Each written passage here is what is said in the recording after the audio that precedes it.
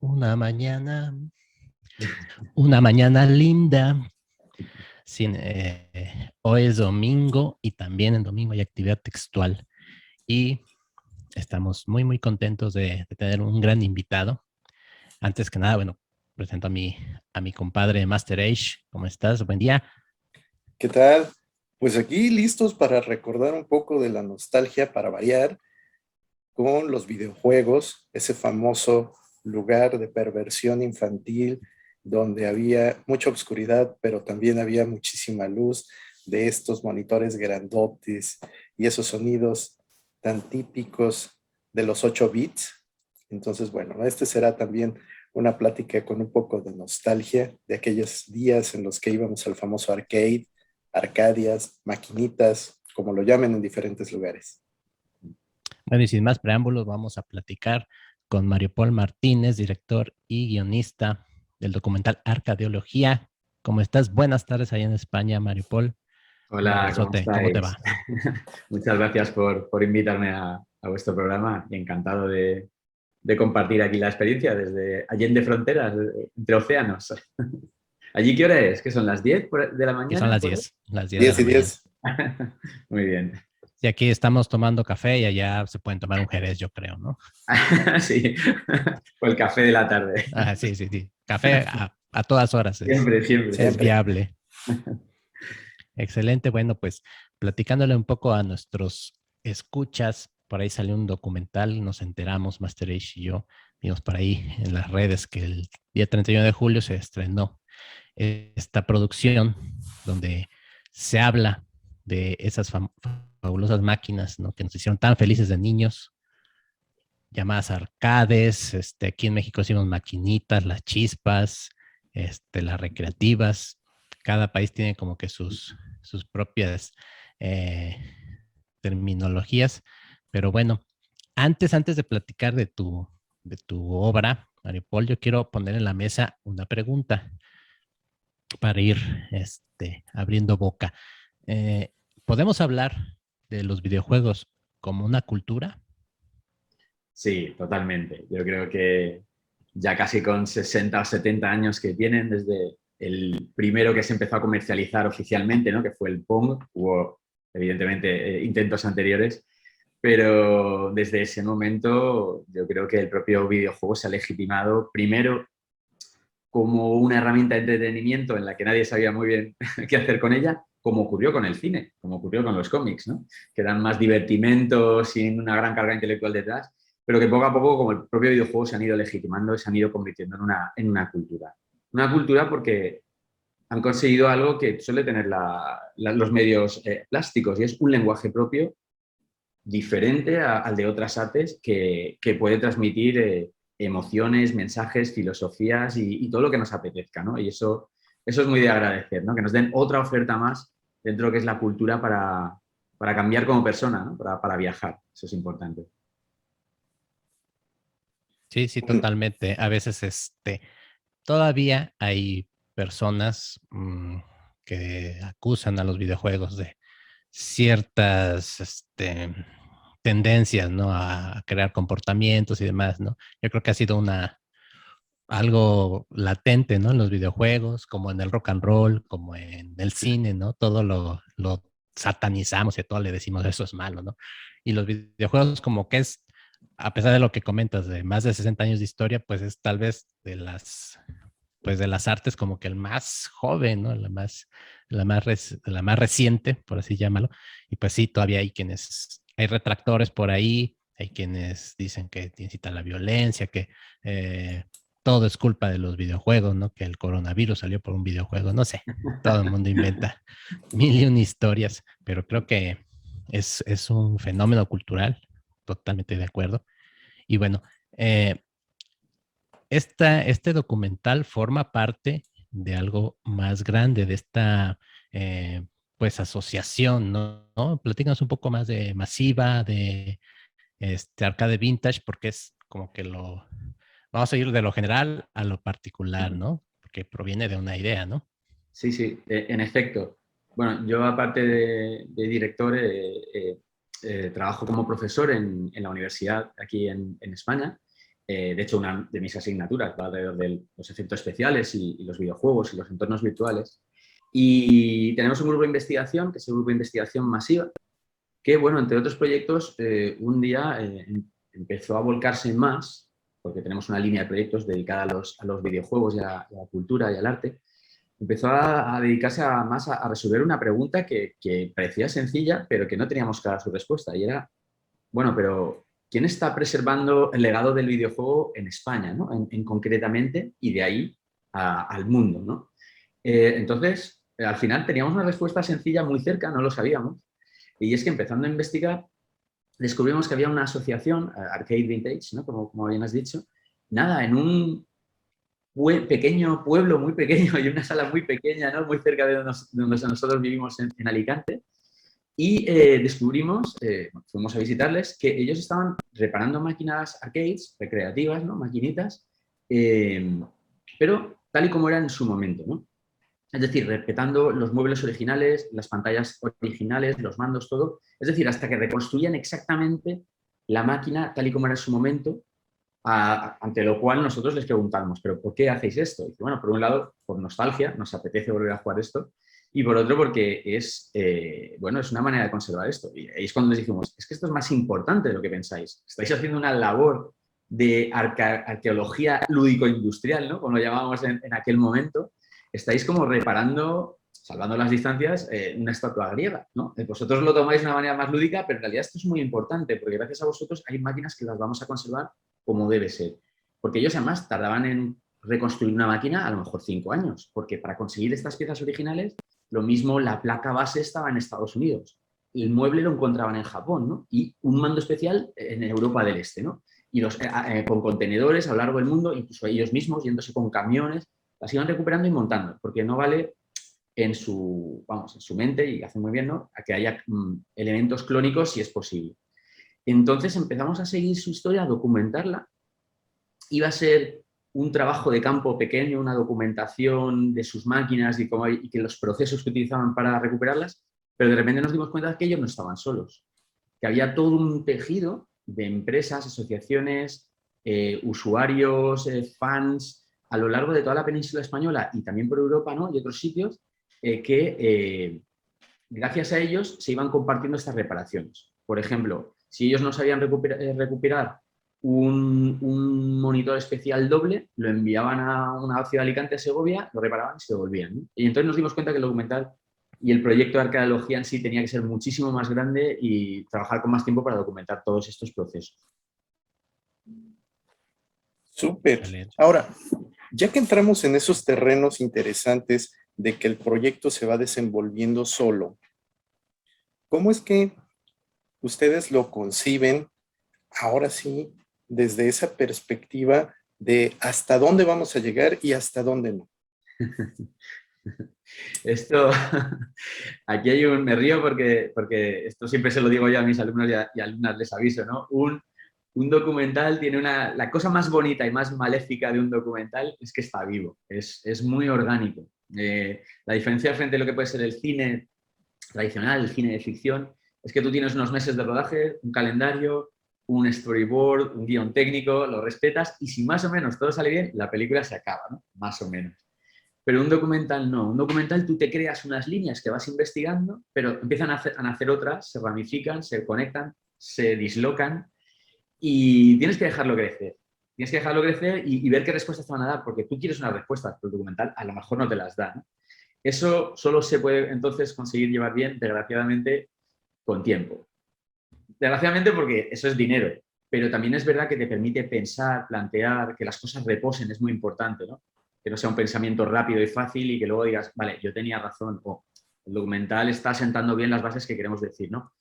Y entonces se van creando 4 o 5 líneas y si las respetas, les intentas dar como un final coherente. Entonces, claro, cuando, como bien comentabas, ¿no?, el documental se empezó a abrir, yo recuerdo que mis compañeros de equipo de rodaje, los cámaras me decían, Mario, ya no, y yo, no, aún queda. y seguíamos. Y un día sí que recuerdo que cuando ya habían pasado 2 años y medio y el COVID, ¿no?, que ya eso fue también una gran pausa, ¿no?, en los rodajes, un compañero de mi equipo me puso una mano en el hombro y me dijo, Mario, ya, por favor, y dije, venga, tienes razón, ya lo tenemos, ya podemos ya basta, por favor. todo esto. Sí, ya basta. Porque yo siempre quería saber más y sobre todo que el público no tuviese dudas de lo que nosotros estábamos diciendo, ¿no? Porque muchas veces creo que cuando se hacen las cosas rápidas, las noticias, los documentales, la gente dice cosas muy fuertes, muy categóricas y no sé si están del todo contrastadas, ¿no? Yo me tengo que fiar de esa persona, pero yo prefiero que se fíen de los demás que sean el documental. Entonces al final lo conseguimos y como siempre digo yo, el peor día de rodaje fue el último, es decir, el día que nos tuvimos que meter en la sala de montaje con 7 teras de grabación, 2 años y medio de rodaje, diciendo, ¿por dónde empezamos? ¿No? Eso fue muy, muy duro. 7 teras, nada Nada, de sí, cuentos. claro. Wow. Muy, ¿Y muy cuántas loco. quedaron enlatadas o por ahí? El- la mitad y medio más o menos, porque es verdad que me he pasado medio año ya desde que estamos de promoción pidiendo perdón y de corazón lo digo, con las personas que se han quedado fuera, que llegamos a entrevistar y que como esto iba a ser una película para cines y más o menos no podía pasar de un minutaje, nos hemos quedado en 100 minutos, que es casi una película, 10 minutos más de lo que suele ser una película normalmente, si no en Marvel, claro, si no en 4 horas. Entonces, ahí lo tuvimos que dejar y eso hizo que pues, una serie de personas, de entrevistados, pues no pudiesen salir. A lo mejor los metemos en una parte 2 o algo, no lo sé, pero eso es doloroso para mí personalmente, porque nos hicieron el favor de poder trabajar con ellos, su información nos valió, pero nada, el primer montaje eran 2 horas y el productor casi me mata. ¿Dónde vamos con esto? Esto no lo coge en ningún cine, pero tengo un documental. Y bueno, vale, vale. Y me da mucho gusto escucharte platicar de tu obra porque se nota a leguas el cariño con lo que Sí. la hiciste tú y todo Bueno, el equipo, obviamente. ahora la odio, ¿eh? Ahora ya no quiero ver esta película ya más veces en mi Bueno, vida. es una relación amor-odio ahí medio tóxica, Exacto. pero bueno, Sí, sí, sí. codependientes. Totalmente. Pero ahora, tomando en cuenta esto de la duración, y bueno, me imagino que motivos económicos tuvieron que ver por ahí, pero ¿por qué no hacer una serie tal vez para plataformas Ujú. a hacer un documental? ¿Cuál fue La la premisa, ¿no? el principal motivo? Pues el primero es porque fue una cosa fetichista. Me voy a explicar. Era como lo que siempre habíamos visto, era la serie. O una serie de menor producción, por ejemplo, en YouTube, ¿no? Más amateur, ¿no? En el buen sentido. O incluso series en plataformas como, recuerdo ahora High Score, ¿no? En Netflix, no sé si ha llegado a México, hay una serie ahí de tal. Sí. Y nos dimos cuenta que lo raro, lo que nunca habíamos visto era una película estrenada en cines. Mm. Y dijimos, vamos a por ello. Habíamos conseguido estrenar otras cosas en cine, ¿no? De cortometrajes, otras historias, ¿no? Con otros equipos, etcétera. Dijimos, vamos a intentarlo. No sabíamos si lo íbamos a conseguir, ¿eh? No, porque claro, esto luego cuando lo acabas, empiezas a moverlo por productoras, por distribuidoras de cine, a veces lo cogen, a veces no. Y hemos tenido suerte, les pareció interesante y se estrenó en cines en España, aparte de festivales, ¿no? Por el mundo, pero en España estuvo en salas de cine y eso nos permitió hacer un poquito de historia, de que fuese el primer documental del videojuego estrenado en España, lo cual pues, nos enorgullecía mucho. Y además vimos que, bueno, a partir de aquí, luego sí que esto triunfa y ahora cuando acabe, ¿no? Toda la vorágine de eventos y etcétera, quizás con ese material que nos sobra o rodando a lo mejor un poco más y sumándolo, a lo mejor sacamos una serie, ¿no? No se sabe. La película es verdad que también queremos ver si ahora después, cuando acabe su tanda de festivales, podemos pasarla por plataformas de online, internet, ¿no? Ya sea Amazon, Netflix, etcétera. Oye, pues eso está muy bien. Ahora, también la otra cosa que a nosotros nos llama mucho la atención de todo esto es que efectivamente la cultura lúdica se ha ido ganando una posición dentro del entretenimiento como algo más que solamente diversión. Y en ese sentido, vemos que trabajos como el tuyo nos dan una aportación. Entonces, en ese sentido, ¿cuál consideras tú que es lo que nos va a dejar tu documental? Ay. Buena pregunta. Bueno, yo no sé lo que nos va a dejar. Yo te voy a decir lo que me gustaría. Exacto, partamos de ahí entonces. Porque evidentemente cuando se encienden las luces del cine, yo he visto caras muy felices, otras que no se han quedado igual, otras que tal, ¿no? Para gustos, como decimos en España, colores. Pero sí que es verdad bueno, en general ha caído bien, especialmente bueno, tanto a gente que no era del mundo de los videojuegos como a personas afines, ¿no? a este tema.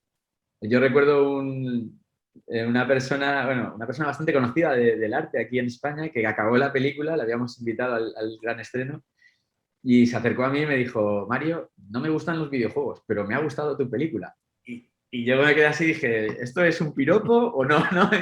Y ¿Cómo dijo, lo sí, tomas, no? tranquilo. Dijo, sí que lo es. Te quería decir con esto que me has conseguido transmitir tu pasión por los videojuegos y al ver tu película he entendido un mundo que me era ajeno y ahora he visto la importancia o el trabajo que lleva detrás esto que el documental y tú y tu equipo estabais contando. Y eso fue una de las cosas que más me gustó. Así que quizás eso sería lo que me gustaría que se quedase, ¿no? Decir, vale, haber conseguido ser un poco didáctico y a las personas que son ajenas a este mundo del videojuego, yo no les pido que entren con nosotros si no les apetece, pero que por lo menos entiendan la necesidad de conservarlo y de cuidarlo y de exhibirlo tal como, pues por ejemplo, a mí que no soy un gran fan de la ópera, aunque la respeto, pues nunca le cerraría las puertas a la ópera, ¿no? Pues ese tipo de cosas. Eso es lo que a mí me gustaría transmitir, que la gente entienda que aunque sea un medio para ellos nuevo, para nosotros no, es muy relevante que tengamos que conservarlo, porque además la historia siempre hace lo mismo. Como hablábamos antes, el cine empezó como un divertimento de feria y miramos dónde ha llegado. Los cómics, nadie los respetaba. Eso salió, vamos, para divertir a los teenagers y incluso durante la Segunda Guerra Mundial para divertir a un público, digamos, que no quería cosas muy cargantes o muy intelectuales y ahora mira dónde ha llegado, ¿no? Tenemos obras maestras en los cómics. Entonces, pues hay que darle un poco de tiempo, pero bueno, esto ya sabemos que cada generación se va metiendo más en los videojuegos. Yo acabo con una anécdota el otro día la leí y me transformó. Resulta que Emmanuel Macron, el presidente de Francia, ha dado un cheque regalo entre los jóvenes para, no sé si eran 300 euros o algo así, para que se lo gastasen en cultura, ¿no? A raíz de la pandemia. Y el 90% de los chicos y chicas ahí se lo que se han gastado. No han ido a museos ni al cine ni nada, se lo han gastado en videojuegos. Entonces, claro, esto dice mucho de por dónde van a ir las cosas en el futuro, ¿no? Y me hizo mucha gracia decir, creo que esto no se lo esperaba Macron. Creo que esto no se lo esperaba. No, y fíjate que ese punto que tocas es sumamente interesante. Desafortunadamente, tenemos muchos prejuicios en términos de qué consideramos cultura, de qué consideramos literatura. Y en estos días que hemos estado platicando con creadores nacionales que hacen cómic, novela gráfica y demás, una de las constantes ha sido que las personas entienden que algo como los cómics o como los videojuegos no son propiamente la literatura o no son propiamente la cultura con mayúsculas, ¿no? Sí. Así que para nosotros también se nos hace muy importante mostrarle a las personas que el mundo es mucho más ancho de lo que era cuando esto empezó y que así como nosotros conforme envejecemos vamos teniendo perspectivas diferentes, pues de la misma forma las manifestaciones culturales y artísticas también van ganando su propio terreno, se van expandiendo, se van modificando.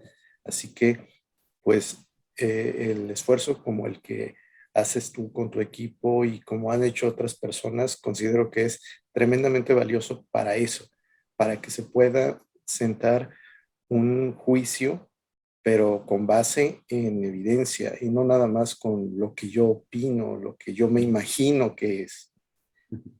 Sí, exacto. Eso nos llevó, como decía antes, a que a veces nos excediésemos grabando entrevistas. En el documental, oye, creo que conté que hay 44 entrevistados y entrevistadas y luego los que se han quedado fuera, precisamente por lo que tú decías, ¿no? Porque a mí no me vale mi opinión. Es mi opinión, es legítima, pero lo bonito es el contraste entre todos y ver si se saca de ahí algo en común, ¿no? Entonces yo necesitaba que expertos en divulgación, periodistas, expertos en tecnología, creadores y creadoras de videojuegos, todos ellos la Biblioteca Nacional de España, directores de museos apareciesen en este documental para decir, bueno, a ver, dándonos vuestra opinión de qué ocurre, ¿no? con el videojuego, como ha ocurrido como decíamos, con otras artes, ¿no? Es muy, muy bonito el contraste y sobre todo nosotros también tenemos que ser conscientes como fans, ¿no? de un fenómeno, salir de él para tener la perspectiva exterior. No es lo mismo conversar con tu amigo o tu amiga, ¿no? Experto y jugador de videojuegos de toda la vida, que con una persona que nunca ha jugado y que está interesada por otras historias, ¿no? Entonces es muy bonito como poder confluir y ver qué se saca. Y a la inversa, ¿eh? Tengo mucha gente joven que se pone a jugar a un videojuego y no ve que a lo mejor el viaje del héroe, Ulises e Ítaca están ahí metidos, porque nunca se han acercado a Homero, a la Odisea o a cualquier autor clásico, ¿no? Esa es lo que también tienen que entender y abrirse a ello, ¿no? Los videojuegos no son un medio estanco y copian, ¿no? Y reciben de cualquier texto cinematográfico, literario, musical, etcétera. Y aquí yo quiero hacer un pequeño paréntesis y quiero invitarlos a que nos subamos al DeLorean para echar un viaje al pasado. Y quiero platicar con Mario Paul Martínez, el niño o el adolescente, que nos cuente cómo conoció las arcades, cuál fue su primer videojuego, si se robaba el cambio de la tienda como hacíamos nosotros para ir a jugar el Street Fighter. Quiero que Mario Paul nos platique un poquito cómo fue ese primer acercamiento y ese enamoramiento con los videojuegos. Pues bueno, lo primero que tengo que decir es que quien no haya robado el cambio de la tienda no es un buen jugador o jugadora. Sí. Es requisito. Eso es requisito, eso nos legitimaba para jugar, estaba bien invertido, mejor eso que en otra cosa. Era tu carta, sí. Aquí Definitivamente. está el carta. Claro, la historia nos legitima para haber hecho esto. Y a partir de ahí siempre cuento la misma anécdota, pero es verdad. Creo que no recuerdo un momento en mi vida en el que no hayan habido dos pantallas delante de mí. Una era la del cine y otra era la de los videojuegos. Desde que tengo uso de razón, yo que nací en los 70, he vivido pues, con el cine por un lado, ¿no? Por mi familia, y por el otro lado por interés propio con los píxeles de las primeras arcades, los primeros ordenadores de microinformática, las primeras Ataris, etcétera, ¿no? Y creo que era normal que al final, claro, se mezclasen en mi cabeza y yo de mayor ya lo metiese todo en el cine, en la batidora del cine y los videojuegos y saliese algo, ¿no? Entonces, yo siempre comento que me considero de la generación de los videojuegos, es decir, haber nacido en esta época me ha permitido ver toda la evolución, casi, ¿no? Desde los primeros Pong y Space Invaders hasta los AAA, ¿no? de ahora, y estas grandes producciones del videojuego. Me ha permitido muy bien entender la evolución y seguirla, ¿no? Nunca ha habido un periodo en que yo haya dejado de ir al cine o haya dejado de jugar a las recreativas, ¿no? Entonces, esto es diferente, por ejemplo, de gente joven que ha nacido con Internet, ¿no? Internet a mí me llegó después. Yo creo que los jóvenes son más de la generación de Internet, eso es lo suyo. Yo les digo, pero el videojuegos es mío. A mí esto os lo puedo explicar mejor de momento, ¿no? Luego ya me moriré y ya será más vuestro. Pero entonces, eso me ha permitido tener una visión, bueno, yo creo que positiva, ¿no? Sobre el videojuego en varios estados. Y entonces yo empecé a jugar con todo, de ordenadores, Spectrum, PC, las Nintendo de 8 bits primeras, la Pong Atari, las Atari de las primeras. Y creo que uno de los primeros que jugué fue al Pong, pero en su versión Atari, ¿no? El de tenis de toda la vida. No era de mis favoritos, claro, luego esto evolucionó. Pero claro, y me pasé toda la adolescencia también, claro, entre los salones recreativos aquí en España, supongo que sería como en México, que se forjarían amistades y enemistades también. Claro. Hombre, aquí un chico se medía por lo bueno que era en las salas recreativas. O sea, esto era peligroso ahí, todo lo que se movía. Sí. Sí, era un caldo de pasiones. Total. Podías conocer al amigo de tu vida o también podías acabarte casi arrancándote las fichas, ¿no? Con otro.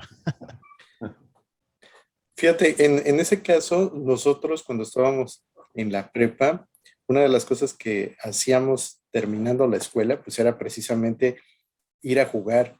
Y estaba interesante porque como llegábamos con el uniforme de la prepa, pues también fantaseábamos un poco con que éramos la selección y nos enfrentábamos a otras selecciones, porque pues igualmente había otros chavos de otras escuelas que llegaban ahí. Bueno, Y eso estaba muy, muy interesante.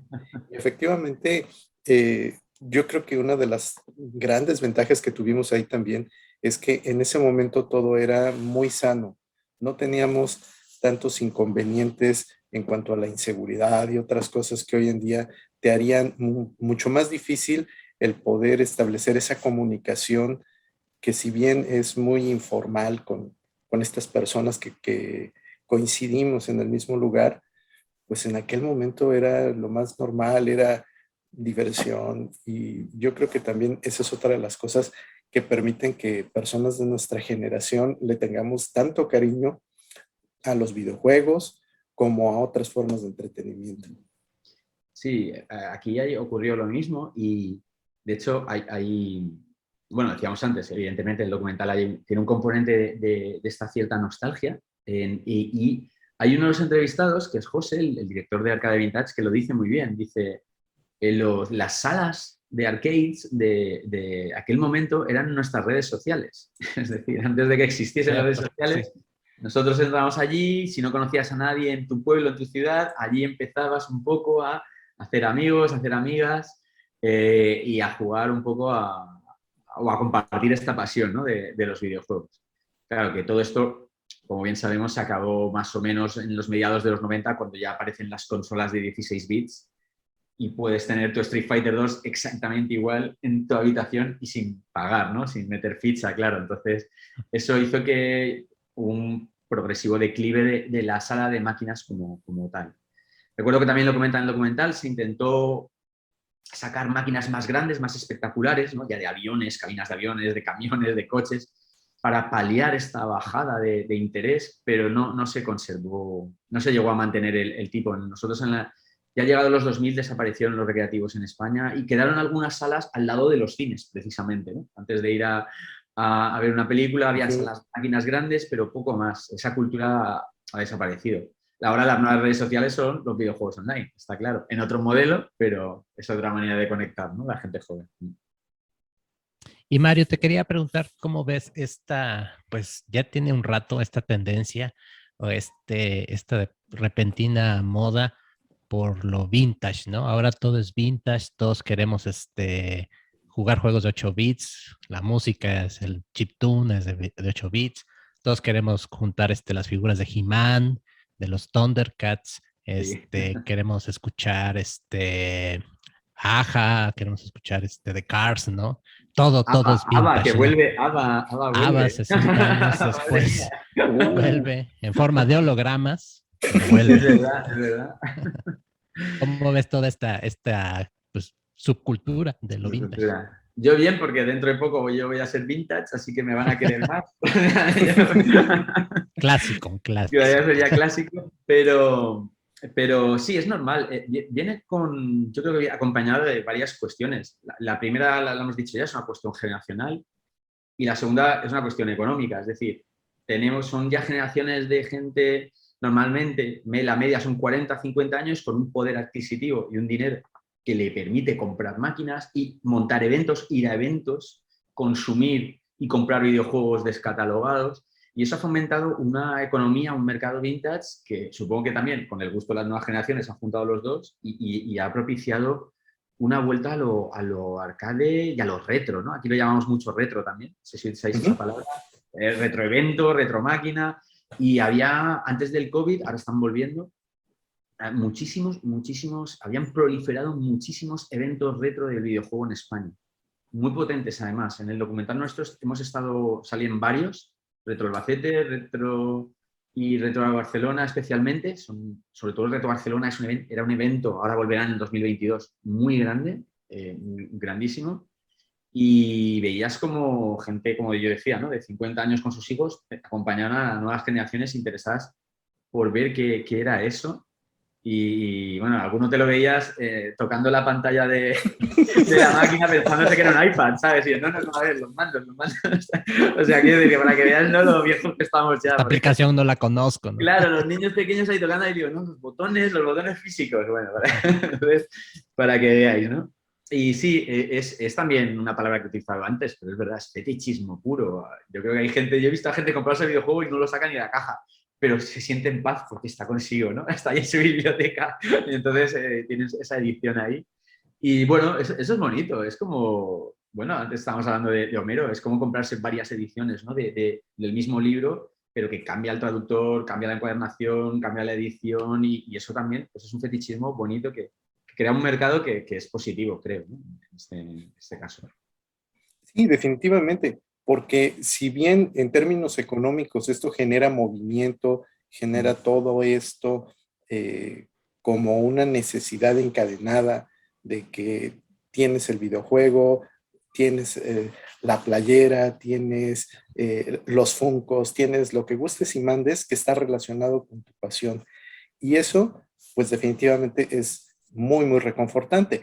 Y yo creo que ahí también la otra cosa que entra en juego y que pone todo esto muy agradable, tanto para las antiguas como para las nuevas generaciones, es el hecho de que estás tomando un pedacito del pasado y lo tienes aquí. El famosísimo factor nostalgia es poderoso para tanto vender como para comunicar. Y yo creo que también ese mismo efecto lo están aprovechando ahorita los nuevos desarrolladores para ir generando este tipo de experiencias hacia el pasado. Entonces, se vuelve una cosa muy interesante de ver y sobre todo, como en el caso de nosotros que somos fanáticos de todo esto, pues, nos da todavía más donde nos duele y eso está genial.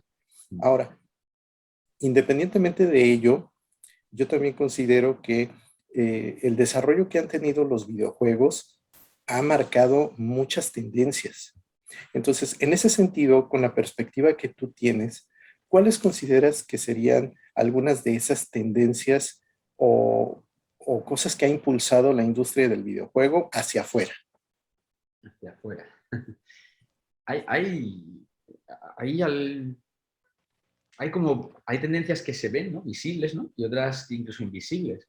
Porque, por ejemplo, una de esas invisibles es que el videojuego, la tecnología con la que muchas veces se ha trabajado con los videojuegos, ha potenciado incluso inventos que luego han acabado en la NASA, ¿no? En lo que es la carrera espacial o en lo que es incluso las invenciones o lo que serían invenciones en computación que han permitido mejorar los plásticos, ¿no? Porque son invenciones en computación o en gráficos, en manejo de visualización de datos, de altas cantidades de datos, que ha permitido también extrapolarse a otras industrias. Y esto está ocurriendo también, por ejemplo, que creo que es más visible, por ejemplo, ya que hablamos de cuestiones técnicas, en el cine. Es decir, los modelos de Spider-Man o de la última de Alien han sido totalmente cogidos en 3D del cine y llevados al videojuego. Yo creo que ha habido una cosa hoy en día tecnológicamente revolucionaria en el cine que viene de los videojuegos y es el nombre, no sé si lo conocéis, es Stagecraft, que es el escenario volumétrico en 3D, que es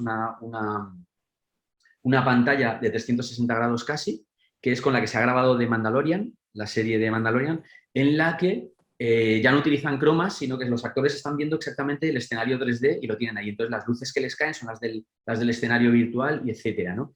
Y este Stagecraft ha podido ser gracias al motor Unreal, que es un motor, pero no que me pueda técnico, pero es así, que es un motor con el que se hacen los videojuegos. Entonces, claro, va a haber una revolución, están todas las series queriendo trabajar ahí dentro, porque por fin los actores no están delante de una pantalla verde y se pueden meter mejor, ¿no? en el propio acting.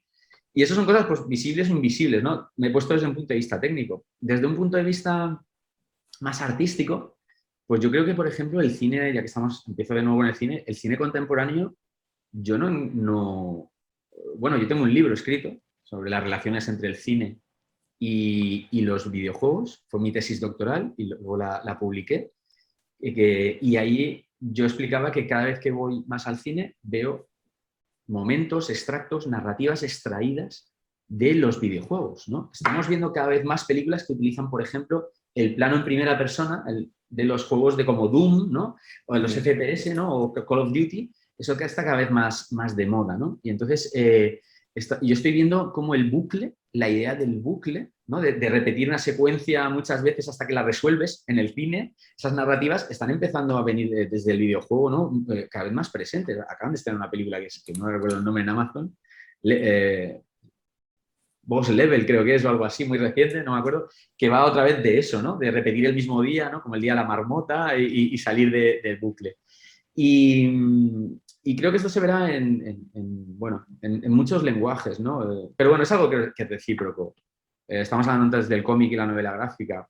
Los videojuegos han bebido también de ella, ¿no? O sea, que líneas va a haber muchas. Y la más fuerte de todas, también hay que pensar en la realidad virtual, ¿no? Es decir, en estas gafas que, te pones y la partida se convierte en algo ya muy loco. Yo no he aguantado más de 10 minutos ahí sin quitarme las gafas porque me estaba volviendo loco. Y eso tiene una potencia que a mí me asusta. El último Resident Evil, o sea, ponértelo ahí, yo estaba... No podía jugar más de 10 minutos. Creo que a mí todo el mundo con el que habla me ha dicho lo mismo, ¿no? Vamos a tener que relajar esa experiencia de lo potente que es, porque el cerebro no está acostumbrado a tanta potencia, ¿no? Etcétera. Entonces, bueno, abre muchas líneas, yo creo, el videojuego, tanto lo que es tecnológico como lo que es, digamos, más cultural, ¿no? Ya que hoy estamos hablando de esto. Es imprevisible. Y fijaros, bueno, con esto acabo. Acordaos de esta cosa que se puso muy de moda, de ya un poco menos, que era la gamificación y cómo las empresas aquí en España hacían juegos con sus empleados para conseguir que trabajen más. O sea, con técnicas de la gamificación, ¿no? Pero realmente, bueno, esto viene de antes, de hablar del círculo mágico y de cómo el juego relaja las cosas y te permite pues, ser más creativo. La verdad es que esto es infinito. Porque, lo acabo de decir ahora, creo que también mucha gente se olvida de que el videojuego, si le quitas la palabra vídeo, viene en algo que es inherente a cualquier ser humano, y es el juego. Y el jugar te permite crear unos ritos durante esa partida en la que tú puedes asumir unos papeles de mago, de alcalde, de obispo, de lo que tú quieras, ¿no? Que va a durar 15 minutos, pero te permite crear unas relaciones y unas ideas que de ahí salen. Luego te vuelves a la clase, ¿no? Y ya está, ¿no? O vuelves al trabajo. Pero el juego es muy importante para el ser humano. Es inherente a él y nos permite bromear, nos permite hacer cosas que fuera de ese juego y de esas reglas que se han puesto, ya luego todo se diluye, ¿no? Te permite... yo lo explico mucho así en mis clases para que entiendan lo importante que es jugar a lo mejor a un videojuego en el que antes decíamos que, bueno, vas a matar a alguien, pero bueno, es un contexto ficticio y se tiene que entender así. Yo he visto muchas películas de Stallone, ¿no? Y de Schwarzenegger en las que no acababa nadie vivo, ¿no? Y no me prestaba a la gente después. Y nadie se asustaba por 300 cadáveres en Rambo. Claro, ¿no? claro, vamos. ¿Cuánta gente muere en Independence Day? Madre mía. Y no le voy a echar la culpa a los marcianos, ¿no? Sí.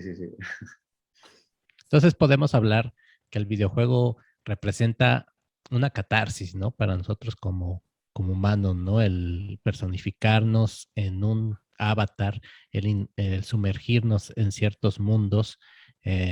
Como Master Ace puede corroborar que él se dedica al juego de rol, yo creo que son mundos muy conectados, porque es eso, ¿no? Es inmiscuirte dentro de otra persona, dentro de otro animal, extraterrestre, lo que quieras, ¿no? Y vivir cosas que pues en la vida cotidiana no viviríamos, ¿no? Y otra cosa que también quiero rescatar es eso, ¿no? Del aspecto lúdico, ¿no? Que olvidamos que como seres humanos, pues aprendimos jugando, ¿no? Así es como crecemos, nos desarrollamos y evolucionamos.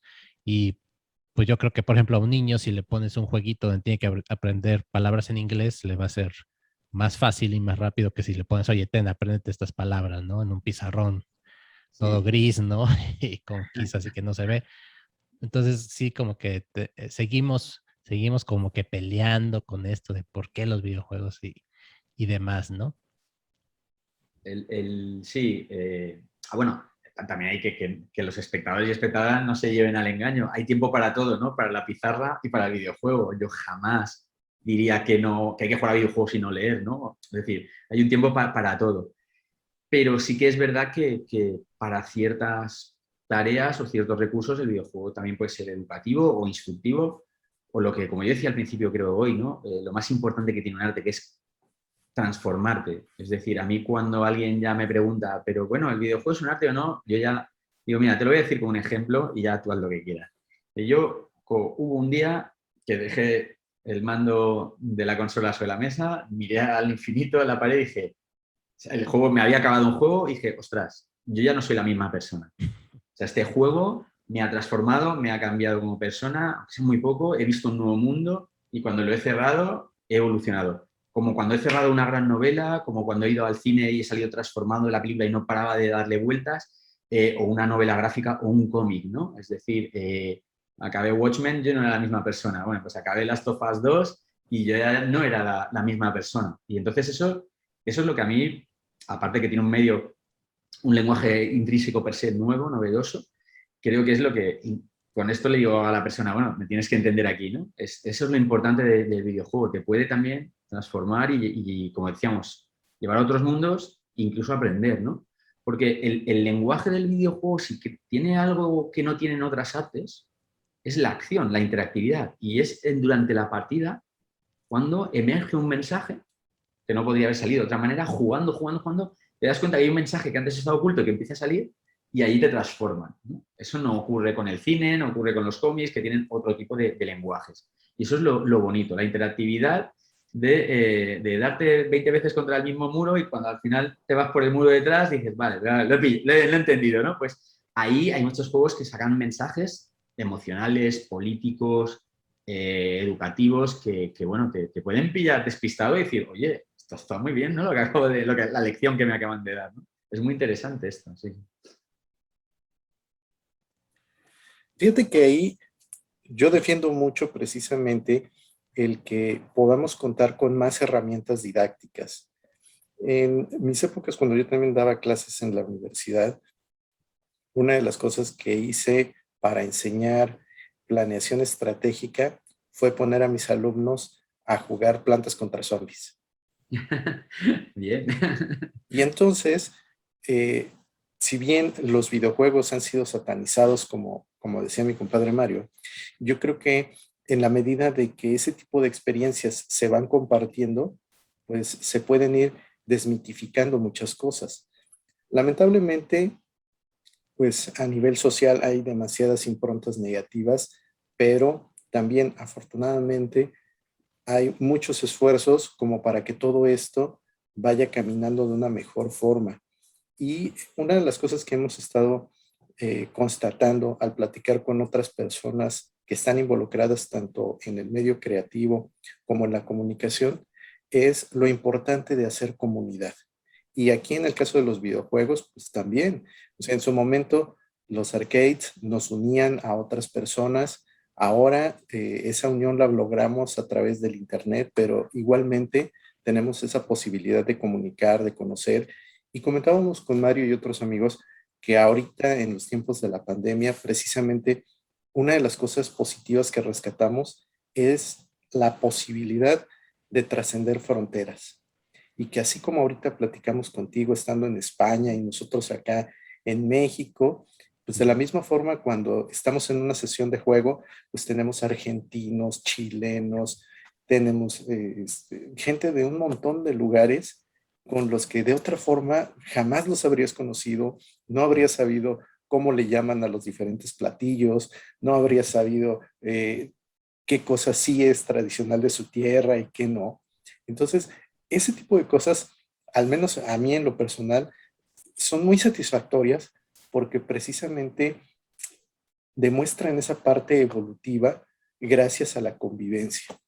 Entonces, yo considero que este tipo de esfuerzos, pues afortunadamente son esos ejemplos que se necesitan para que nos vayamos quitando las telarañas de la cabeza, sobre todo en el sentido de que se tenga todavía esa aversión o se tenga esa mala disposición hacia los medios nuevos. No porque sea el videojuego, sino porque es nuevo, porque es diferente. Y pues sabemos que siempre habrá la necesidad de enfrentarse ante lo ya establecido, porque pues la gente lamentablemente no le gusta mucho el aspecto de cambiar. Y son los pioneros como tu equipo y tú, quienes afortunadamente nos van abriendo el camino, nos van abriendo los ojos, y eso es algo que se agradece mucho. Muchas gracias. A ver, nos gustaría abrir un poco. Hemos puesto nuestro granito de arena, pero vamos a seguir. Tenemos ya proyectos ahí que siguen un poco esta línea, porque nos lo hemos pasado muy bien, que creo que también es muy importante, ¿no? Que amar tu trabajo y que si encima de que te lo pasas bien, conoces gente muy interesante y vas haciendo amistades, ¿no? Y conociendo gente como vosotros, ¿no? Por ejemplo, también, que ha sido bueno, genial. Y entre todos los países del mundo, pues bueno, nosotros encantados. Así que sí, lo de la comunidad es importantísimo para difundir, compartir y ver nuevas perspectivas, ¿no? Como también comentabas. O sea, ver qué está ocurriendo en otros lugares y cómo lo están viendo. Vamos, recuerdo, me ha venido a la mente, en el documental sale Gonzalo Frasca, que es uno del equipo MAME, uno de los 10 personas del equipo MAME más, bueno, con mayores conocimientos sobre emulación de videojuegos, y él es argentino. Lo que pasa es que ahora está viviendo en España, y era muy interesante ver la perspectiva, como hoy hemos hablado, de las recreativas allí, las recreativas aquí, cómo ellos pirateaban juegos españoles, que no lo sabía, ¿no? Y entonces él aprendió, él dice, ahora os estoy devolviendo el favor, porque yo en mi infancia era romper los códigos de los juegos españoles, ¿no? Piratearlos para poder jugarlos aquí, y ahora os tengo que devolver el favor. Y mira qué interesante, y dice, sí, porque la verdad que en los años 80 España produjo muchos juegos y buenos, ¿no? De cassette. Tenemos una edad dorada del videojuego. Y fíjate, eso salió hablando en el documental, o sea que es muy bonito. Como las fronteras luego también nos vuelven a unir, es los videojuegos, sí. Y qué bueno que mencionas esto de las entrevistas, porque precisamente te quería preguntar sobre esto, cómo fue la dinámica, ¿no? Con los invitados, cómo lo sentiste, hubo buena retroalimentación, hubo tal vez por ahí conflictos, ¿cómo fue esta dinámica? Bueno, con nosotros no hubo conflictos, pero sí que es verdad que bueno, a veces, lo voy a confesar, no todos se llevan bien entre ellos, ¿no? Este siempre es un mundo de que, bueno, hay comunidades, pero no, este compró una máquina, me la quitó, y no sé qué, no sé cuánto, pero bueno, eso en el documental evidentemente no lo sacamos porque no interesa, no era la pregunta que se quería responder, ¿no?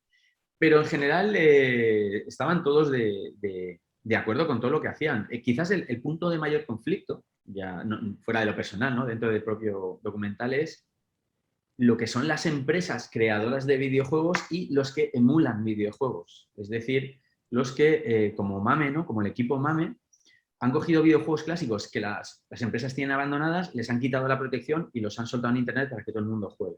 Aquí, evidentemente, hay una ruptura de la legalidad, pero también es verdad que esos juegos llevaban 30 años abandonados y no había ninguna idea de que se fuesen a recuperar. Entonces, con unas especies de Robin Hood, estos equipos van recuperando juegos.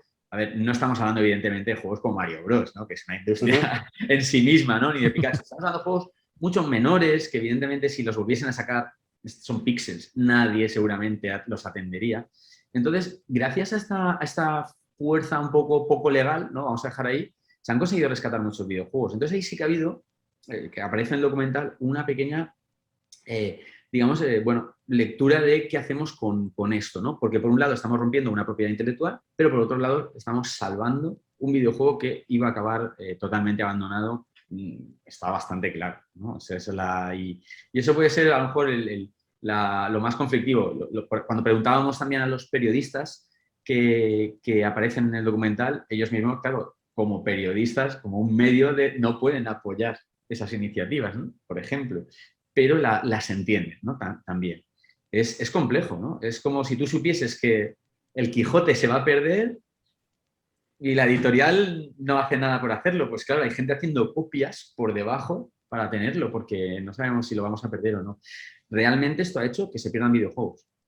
Por eso queríamos entrevistar a gente que emula videojuegos. Es decir, para quien no lo sepa, emular es coger el videojuego original, transformarlo de alguna manera, romper el código y la seguridad para que funcionen los ordenadores actuales. Claro, Repito, esta gente es como que si sacase videojuegos antes o libros de la Biblioteca de Alejandría antes de que se quemase, ¿no? Y los pusiese al servicio. Y entonces, pues era una perspectiva del arcade que queríamos dar también a conocer. Es importante que también esto se conozca, que hay gente haciendo esto, ¿no? Y bueno, ahí está, ese conflicto siempre estará ahí, ¿no?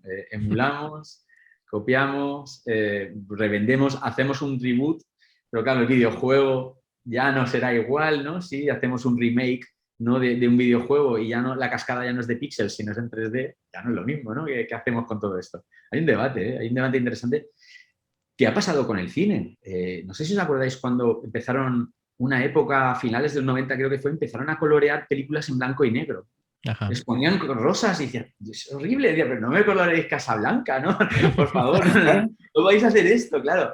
Menos mal que eso ya pasó, vieron que no triunfaba porque era absurdo, era un remake no mal hecho, ¿no? O sea, tú tienes que respetar el videojuego como fue. Si quieres puedes hacer una versión nueva, ¿no? Pero ponlo, es nuevo. Pero, hombre, la gracia del Asteroids o del Space Invaders, si alguien hubiese cambiado los marcianitos, la gente se lo está tatuando, o sea, que no podéis cambiar eso. Es súper bonito. Y Así qué bueno que, que mencionas eso porque otro de los puntos que también a veces olvidamos es que un videojuego, pues al final de cuentas es una obra, es una idea que alguien concibió y llevó a cabo, obviamente a través de un equipo técnico y demás, como una película, ¿no?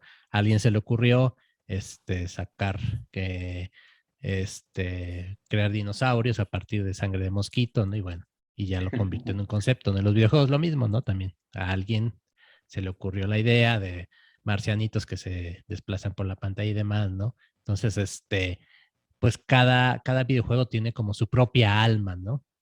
Que su propio mensaje, ¿no? Pac-Man tiene una cierta estética, el Galaga, pues, Street Fighter, Mortal Kombat, todos tienen su estética, su escenario, tuvieron su época también, ¿no? ¿Por qué salieron en esa época? ¿Por qué salieron con esos personajes y demás? Es toda una gran obra, es un libro, es una película, ¿no? Entonces hay que tener en cuenta que pues es una obra artística, ¿no? Al final de cuentas.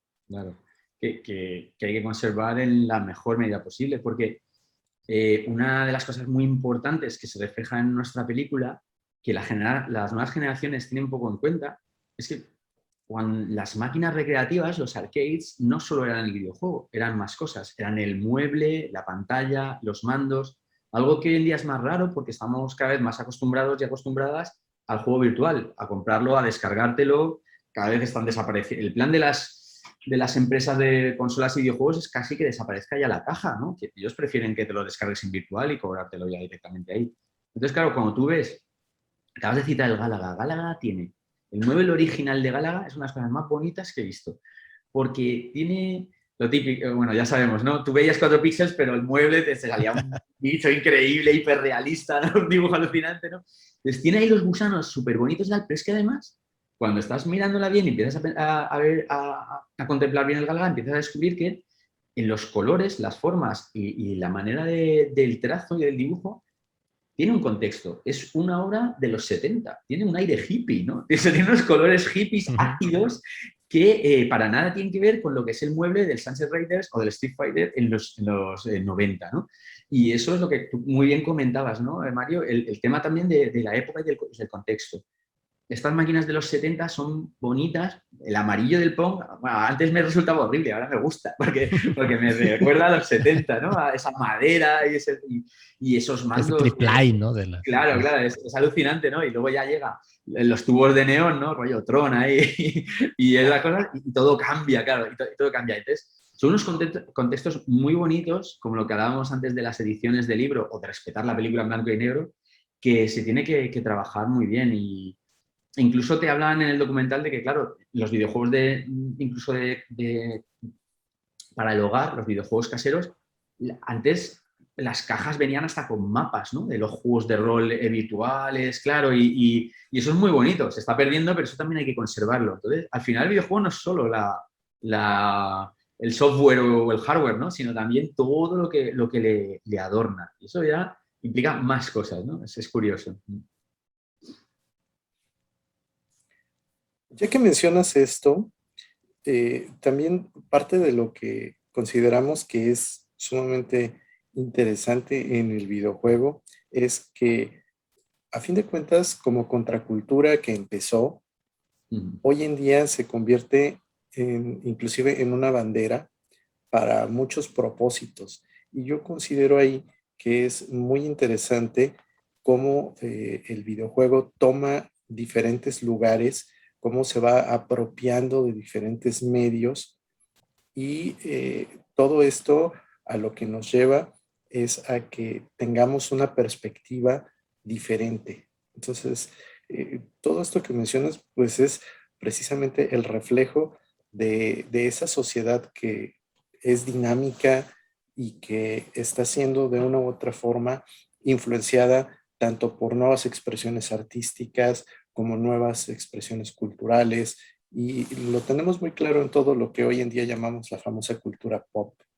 Así que desde ese punto de vista, yo creo que la gran ventaja también del videojuego como un medio es que termina desencadenando muchos procesos, desde lo comercial, lo artístico, eh, inclusive lo que mencionábamos ya anteriormente, lo educativo, ¿no? Ahora que hemos platicado con muchas más personas, luego salen comentarios como, no, pues es que yo aprendí de historia y me empezó a gustar porque jugaba Age of Empires. Sí, sí, sí. O lo que vimos que sucedió con Notre Dame, que pudieron hacer esa reconstrucción gracias a lo que había en Assassin's Creed. Entonces, ese tipo de cosas, a mí en lo particular, son de lo que se me hace sumamente interesante y destacable en todos los sentidos. Esto, no sé, yo entrevisté al creador de los niveles de Assassin's Creed, o sea, Wow. que había hecho junto con su equipo a Notre Dame, que ahora ya no está en Ubisoft. Estuve con una beca en Montreal trabajando y haciendo entrevistas en Ubisoft. O sea que, y bueno, claro, fue lo primero que le pregunté, ¿no? Sobre la gran... que en realidad él era el jefe de equipo de todo el juego y había una chica, en concreto, que no recuerdo su nombre, más encargada de Notre Dame, ¿no? Pero bueno, él era el supervisor.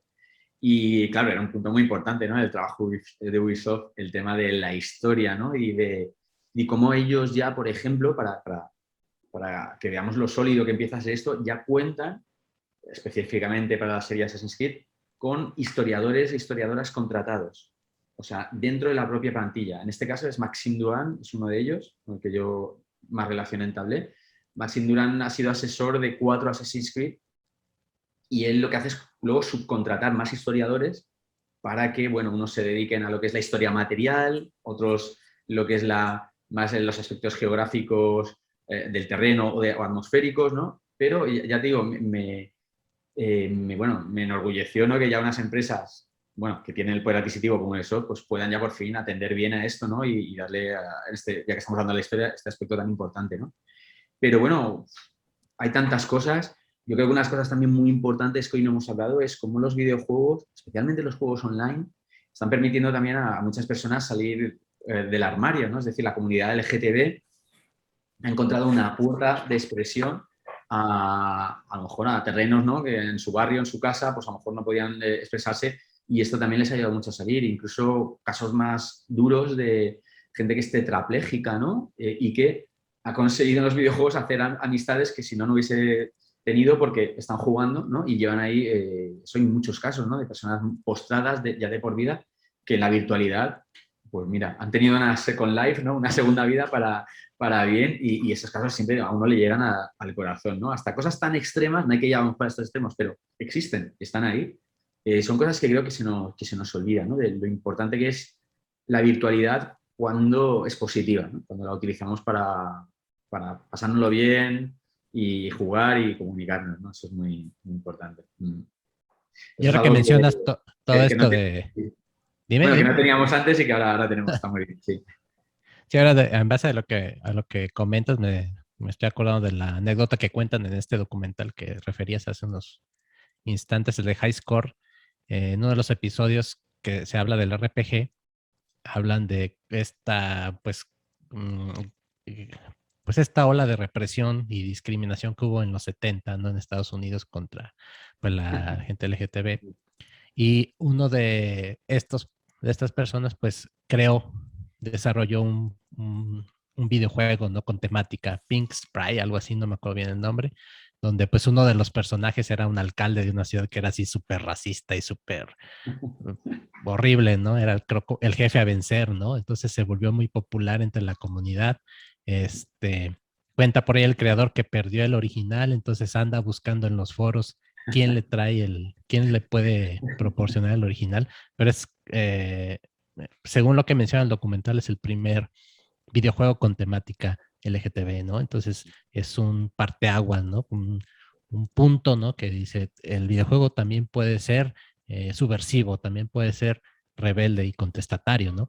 Uy, totalmente. Tenemos que contar y politizado, ¿no? O sea, nosotros, no sé en México si llegan, en Europa no llegan, pero sabemos de su existencia, está documentada y detallada. Videojuegos, por ejemplo, sobre la intifada, hechos en Oriente Medio, ¿no? Es decir, FPS que en vez de matar afganos o iraquíes matan americanos, claro, es que cada uno tiene su política y su forma de ver las cosas, ¿no? Para bien y para mal. Ahí, entonces, eso siempre lo comento, no nos llegan ese tipo de juegos, pero hay visiones por el mundo que ahí se reproducen, son buenas o son malas, pero claro, son como hablábamos antes, una representación del contexto, ¿no? Y de dónde se hace. Entonces, los videojuegos, si de verdad quisiésemos, claro que podrían ser mucho más peligrosos, en realidad, ¿no? Porque cualquiera puede meter, como Internet, un mensaje positivo o nocivo en ellos, ¿no? Y luego ya sabemos que también, pues bueno, hay jugadores que no se toman también a lo mejor esa inclusividad del LGTB y también se han creado casos de mucho rechazo, ¿no? Cuando, bueno, ha habido un cambio de tornas. Pero bueno, esto es algo social, yo creo que lo iremos superando y que el videojuego pues es como los cómics o la novela gráfica, va abriendo puertas. Por ejemplo, yo recuerdo cuando yo era pequeño que leía cómics Marvel y DC y empezaron a aparecer superhéroes negros.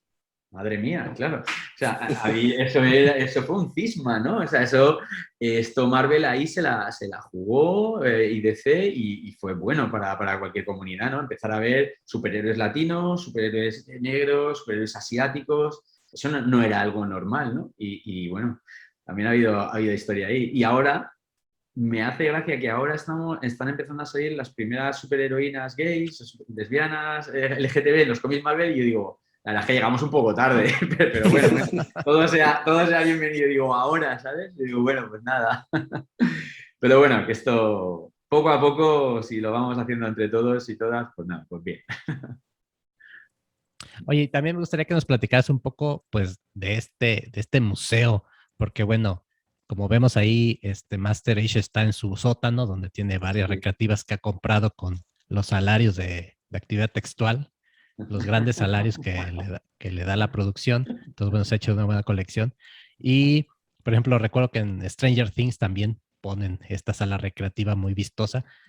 Ayer platicábamos, mientras preparábamos el podcast, de esta sensación, ¿no? Que era llegar a la galería y ver, ¿no? Así pues el mueble de Street Fighter, ¿no? Con Ken y Ryu, ¿no? El de Mortal Kombat con Scorpio, ¿no?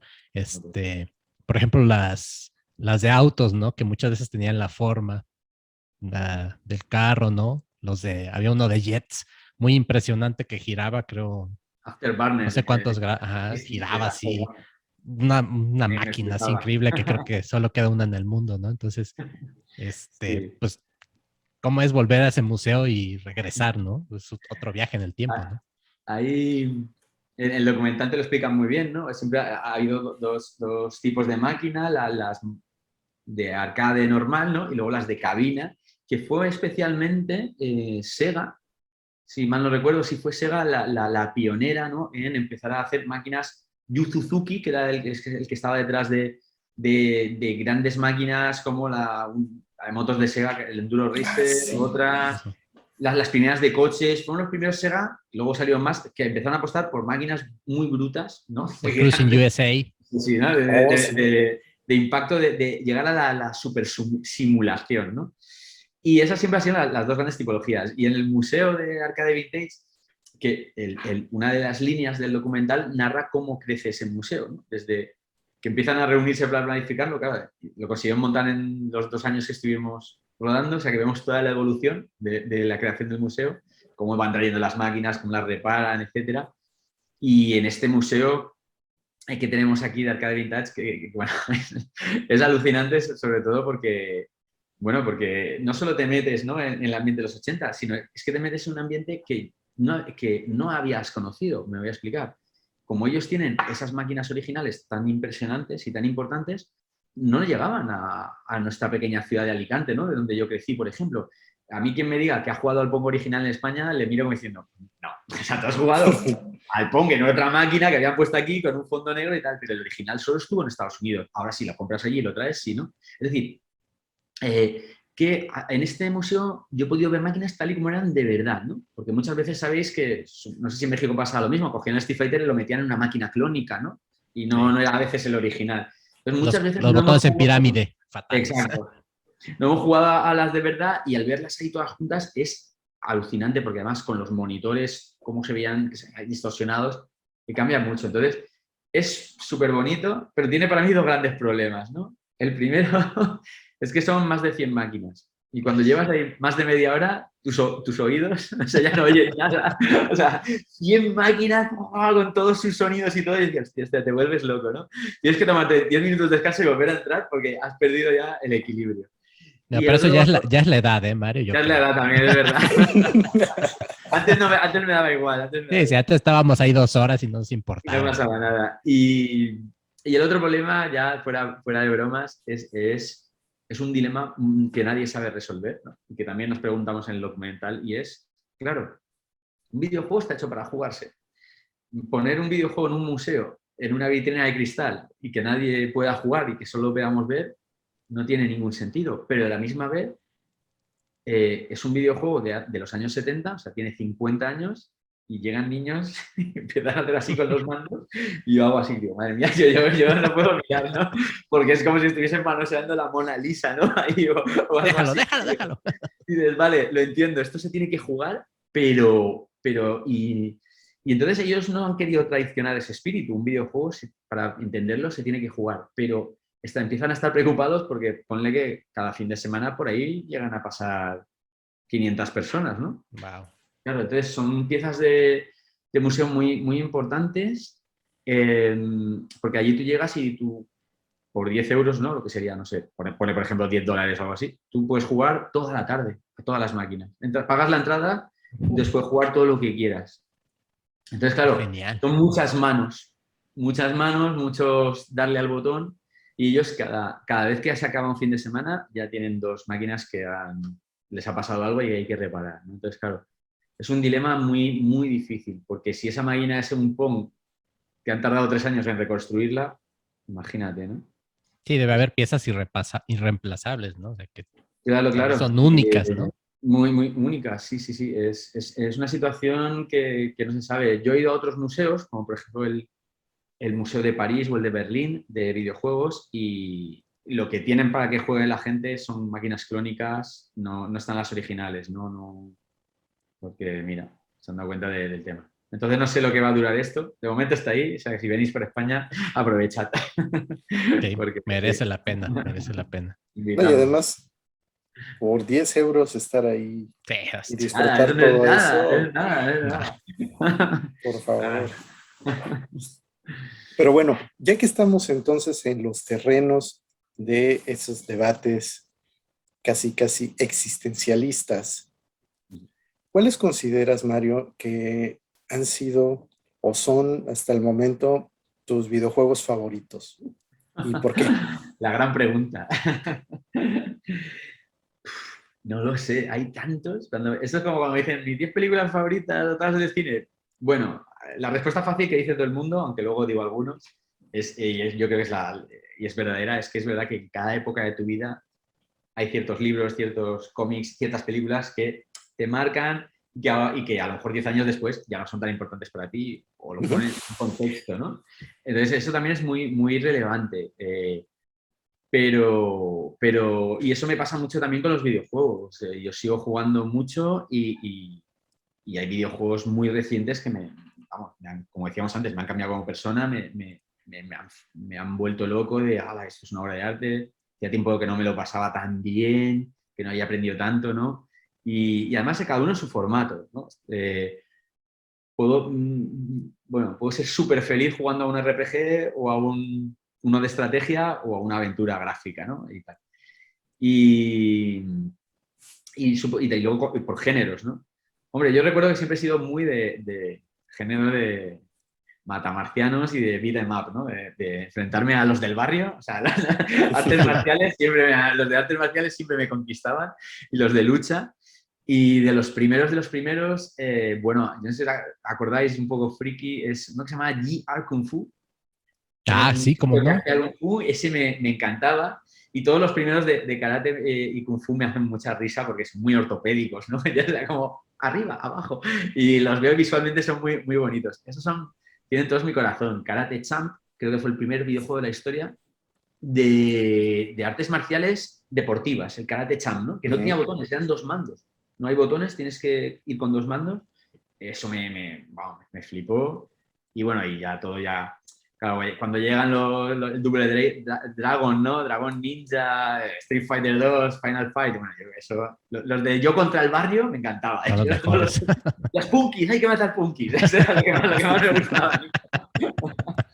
Pero bueno, es una faceta de mi vida de arcade, ¿no? Cuando cogí, has citado antes, ¿no? El Age of Empires, ¿no? Master Edge, bueno, me encantó. El 2 me flipó muchísimo. Me encantan los juegos de estrategia también.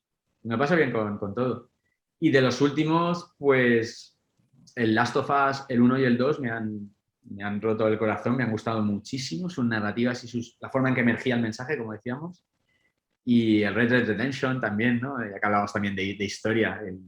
El 2 me ha gustado mucho, pero el 1 me encantó porque nunca había jugado al western, tan western, ¿no? Me encantó mucho, me gustó mucho. O sea, está lleno de grandes videojuegos. Y eso que estamos citando videojuegos, digamos, del mercado tradicional, ¿no? Mainstream. Porque hay videojuegos independientes, indie, buenísimos, ¿no? Aquí en España tenemos creadores y creadoras muy, muy buenos de videojuegos que gracias a Steam o a incluso Nintendo Switch, que creo que ha sido una revolución, el poder jugar a comprar videojuegos independientes, ¿no? Indie de productoras pequeñitas, me han sacado juegos muy, muy bonitos. En España uno de los grandes boom ha sido un juego que se llama Gris, es un juego hecho visualmente con acuarelas, además, o sea que es muy, muy bonito.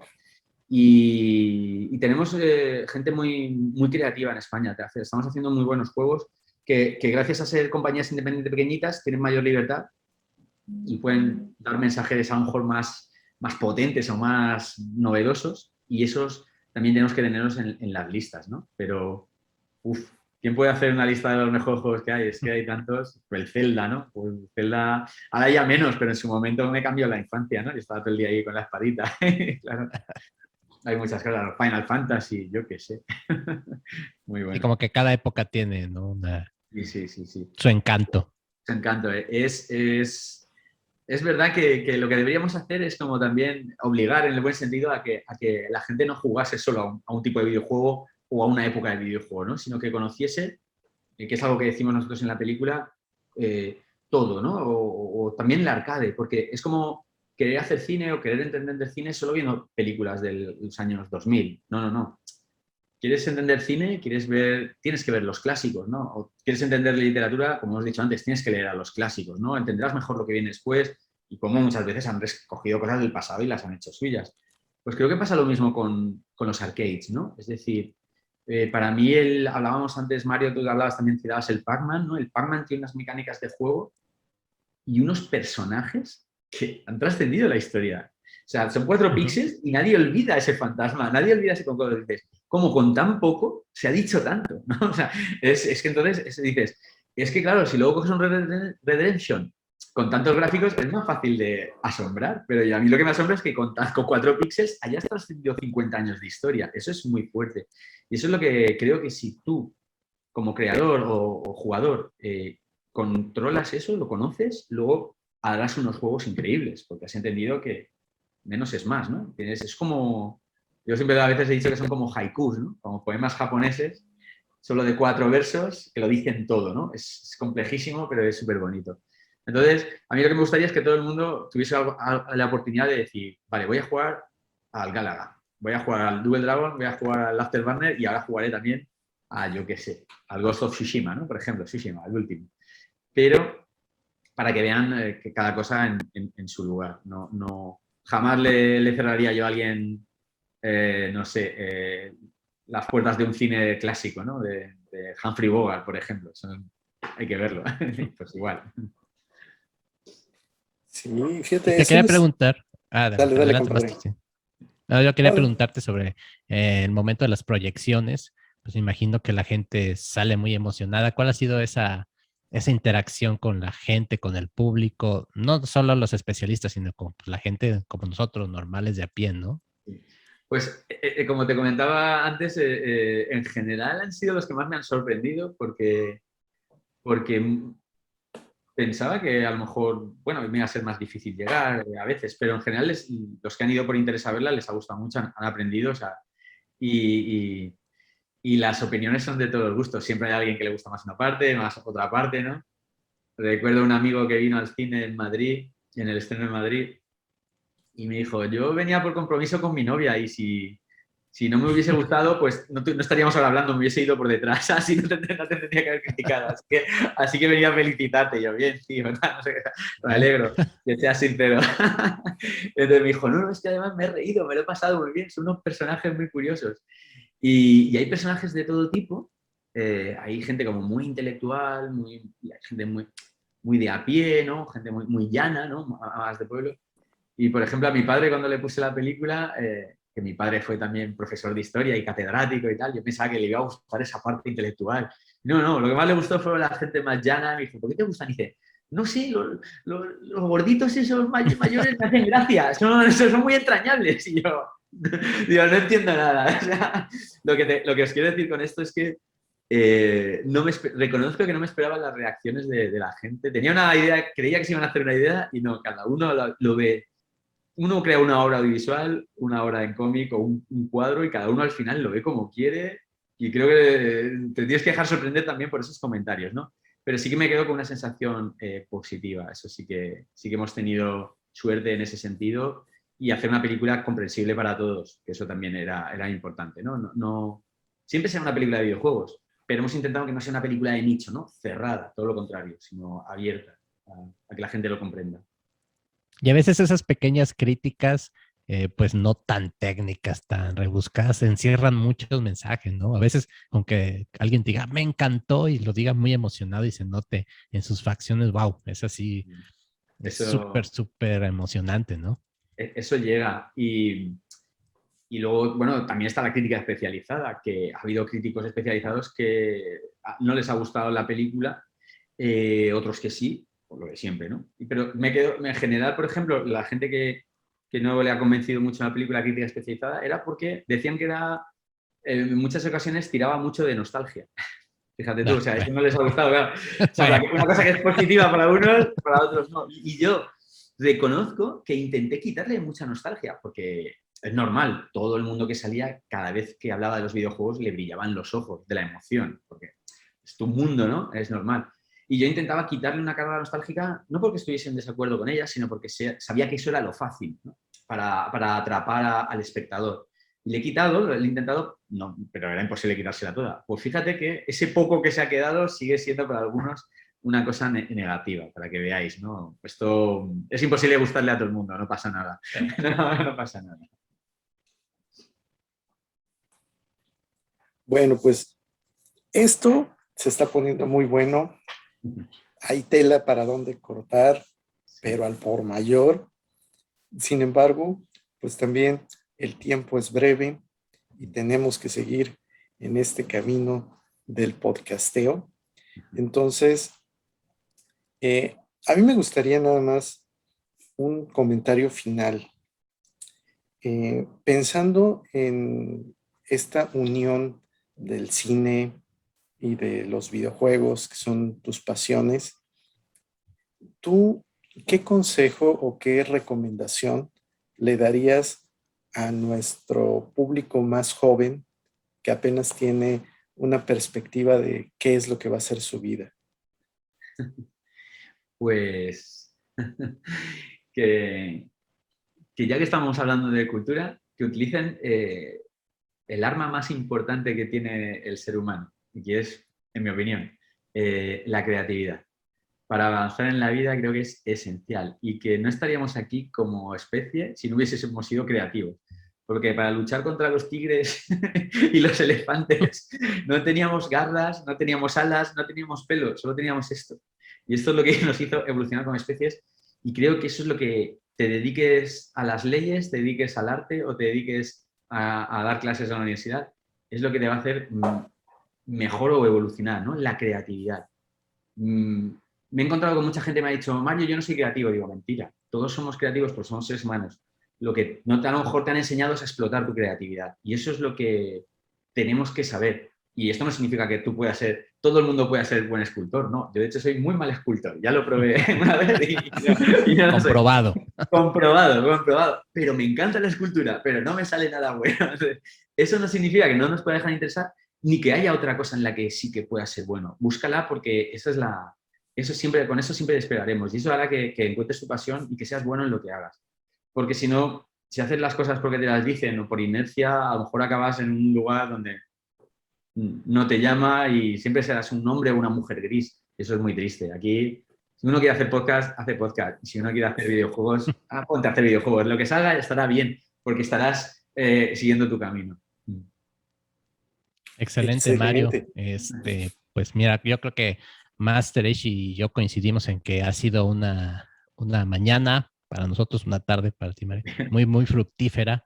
De verdad, este viaje en el tiempo que nos echamos, estuvimos a punto así de derramar las lágrimas por acordarnos de nuestra juventud, de nuestra infancia, todos esos momentos en las Arcadias, como decíamos al principio, robarnos el cambio, ¿no? Y que nos pegara nuestra mamá Sí. por no devolver todo lo que Ahora yo o les se nos olvidó, diré, inclusive comprar las cosas, ¿no? les diré a mis amigos que eso también pasaba en Y México, que no se preocupen, que sí, es sí, algo, es algo sí, universal, sí, que eso Sí, es sí. algo universal. sí, eso tiene que ser, tiene que ser. Y pues yo quiero agradecerte, ¿no? En nombre de todo el equipo de Actividad Textual por aceptar estar con nosotros. Somos pues fanáticos del videojuego, somos pues veteranos también de guerras pasadas y pues estar contigo platicando y ver la pasión con la que nos compartes tu proyecto, pues es revitalizante, de veras que me voy muy contento.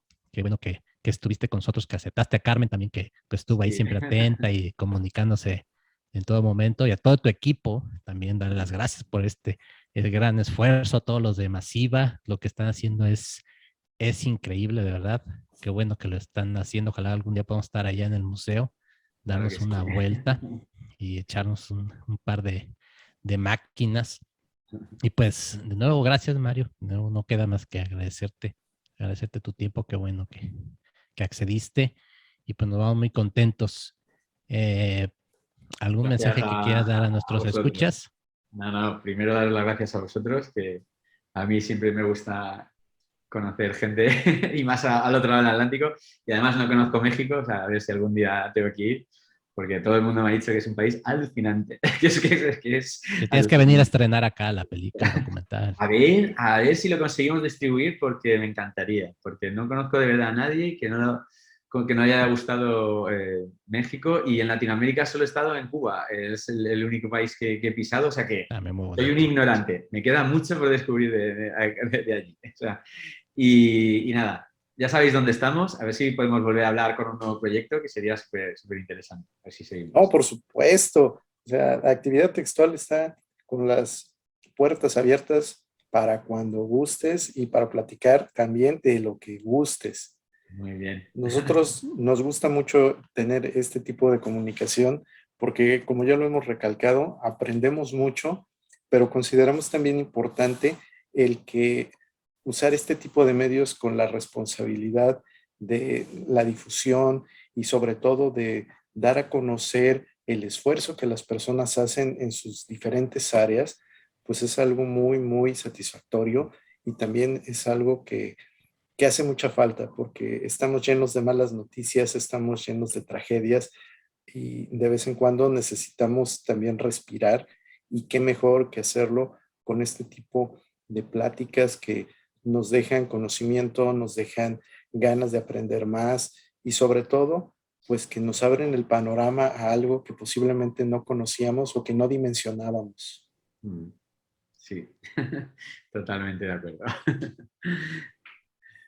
Y Pues bueno, nada. como en cada episodio, pues queremos agradecer a ti que nos escuchas allá del otro lado, que a todos los que nos prestan sus oídos y su tiempo para, para estas locuras que se nos ocurren aquí en Actividad Textual, a toda la gente en Perú, Bolivia, Venezuela, Brasil, en España, obviamente, en Estados Unidos también, otro país se me va, Brasil ya lo mencioné, Costa Rica, a todas esas personas que comparten, que escuchan, que les gusta y recomiendan actividad textual, de verdad, muchas gracias, muchas gracias. Y pues de nuevo, Mario, un abrazote con gel antibacterial hasta allá, hasta España. Haremos las gestiones necesarias y posibles porque arqueología se presenta acá de nuevo en México. Queremos verla en pantalla Ojalá, grande. ojalá. Entonces Nos encantaría. no quitaremos el dedo del renglón. Mario Paul Martínez, director y guionista de arqueología. Un abrazote, gran Un creativo. abrazo. Felicidades y sigue con ese gran trabajo. Muchas gracias, chicos. Venga, hasta la próxima. Gracias, Mario. Bueno, pues como yo siempre digo, por favor, consuman café de grano. Si es de Veracruz, qué mejor. Y que los dados no dejen de rodar. Nos vemos la próxima. Eso, vámonos.